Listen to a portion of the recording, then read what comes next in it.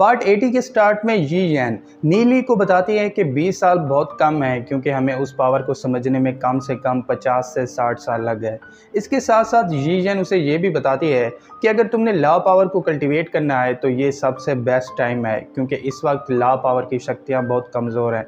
जिस पे नीली उसे कहता है कि मुझे यहाँ पे रह के बहुत से काम करने हैं, इसलिए मुझे 1 महीने का टाइम दो।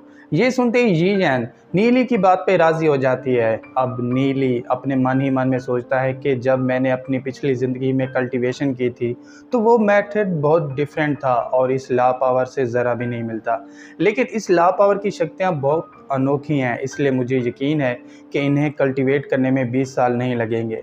तभी यी येन उसे बताती है कि इस पावर को कल्टीवेट करने का सबसे पहला स्टेप तुम्हें अपनी बॉडी की स्ट्रेंथ बढ़ानी होगी और इसके लिए तुम्हें इस ब्लैक स्प्रिंग के अंदर नहाना होगा जिसके अंदर मेरी डिवाइन पावर पड़ी हुई है।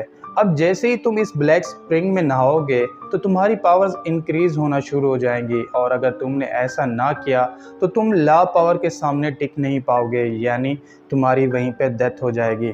सिर्फ यही नहीं, इस ब्लैक स्प्रिंग के अंदर भी लॉ पावर पड़ी हुई है और जैसे ही तुम इसके अंदर नहाओगे तो तुम्हारी पूरी बॉडी जलने लगेगी और तुम्हें दर्द होने लगेगा और अगर तुम ये सब बर्दाश्त ना कर सको तो फ़ौरन बाहर चले आना। इस रिवील के साथ ही यी येन अपनी पावर से उस ब्लैक स्प्रिंग को खोल देती है। अब जैसे ही वो ब्लैक स्प्रिंग खुलता है तो नीली को भी उसकी एनर्जी महसूस होने लगती है, जिसे महसूस करके नीली बहुत खुश हो जाता है। तभी यी येन उसे बताती है कि अगर तुमने इस ब्लैक स्प्रिंग में नहाना है तो फ़ौरन अपने कपड़े उतार दो। ये सुनते ही नीली शॉक रह जाता है और यी येन को कहता है कि मुझे अपने कपड़े चेंज करने हैं, इसलिए तुम अपना चेहरा दूसरी तरफ कर लो।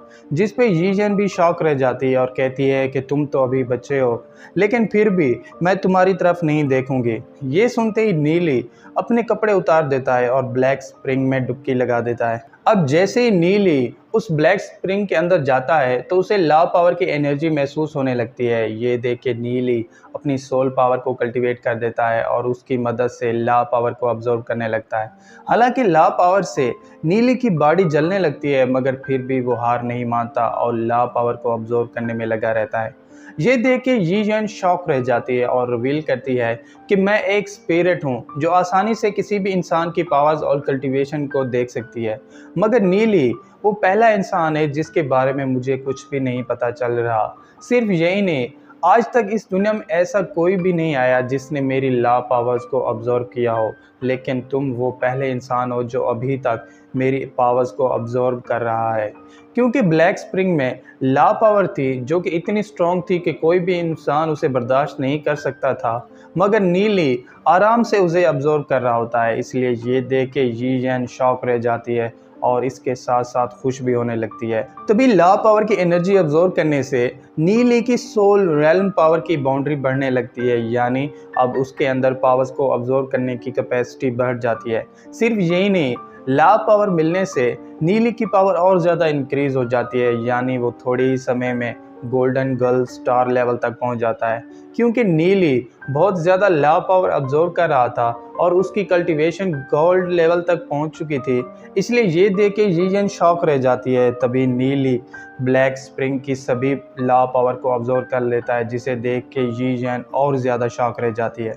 क्योंकि नीली की सोल लर्न पावर की कैपेसिटी बढ़ चुकी थी, इसलिए वो और ज़्यादा लॉ पावर को ऑब्जर्व करने के लिए ब्लैक स्प्रिंग की गहराई में चला जाता है। यी येन उसे वहीं पे रुकने का कहती है, मगर नीली उसकी बात नहीं मानता और अपनी सिक्स्थ सेंस को बंद कर देता है ताकि यी येन उसे ढूंढ ना सके।